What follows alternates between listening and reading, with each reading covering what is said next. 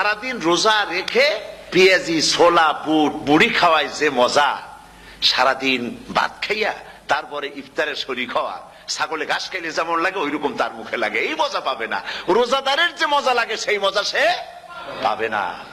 সারা মাস রোজা থাকার পর, আল্লাহর হুকুম মেনে সারা রাত রোজা রাখার পর, তারপরে ঈদের দিনে জামা কাপড় পরিষ্কার করে শেরওয়ানি গায়ে লাগাইয়া পাঞ্জাবি পরে আতর মেখে এরপরে ঈদের জামাতে যখন দাঁড়ায় যায়, সে যে মজা পায়, সারা মাস রোজা রেখে ঈদের জামাতে গিয়ে সে যে মজা পায়, যে রোজা রাখলো না, ঈদের দিনে খুব জামা পাজামা সেন্ট এগুলো মেখে টেকে প্রথম কাতারে গিয়ে দাঁড়ায় গেছে, ও সেই মজা পাবে না। ওর মনের মধ্যে একটা চোর চোর ভাব থেকেই যায়।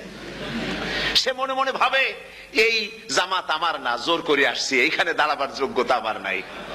মনের মধ্যে সে একটা অপরাধী ফিল করে, সে ফিল করতে থাকে। সুতরাং রোজাদারের জন্য দুইটা খুশি, একটা হচ্ছে ইফতারের সময়, আর একটা খুশি হবে যখন আল্লাহ তাদেরকে দেখা দেবেন। সুবহানাল্লাহ। এই রোজা আল্লাহ পাক দান করেছেন। আচ্ছা, কি জন্য রোজা আমাদের দিলেন?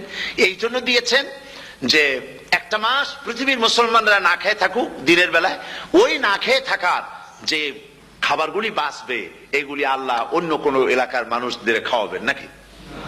এই জন্য করেছেন রোজা, এই জন্য করেন নাই। রোজার ফজিলত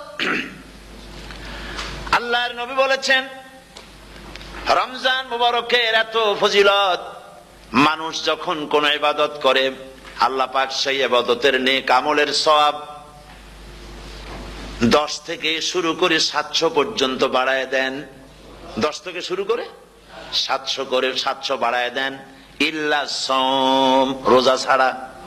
নবীজি বলেছেন, রমজান মুবারকে কেউ যদি একটি নফল কাজ আদায় করে, একটি নফল ইবাদত করে, অন্য মাসের একটি ফরজ আদায় করার সওয়াব আল্লাহ পাক নামায়ে আমলে দিয়ে দিবেন। রমজান মুবারকে কেউ যদি একটি ফরজ আদায় করে, অন্য মাসের 70টি ফরজ আদায় করার মতো সওয়াব আমল নামায়ে আল্লাহ দিয়ে দিবেন। সুবহানাল্লাহ।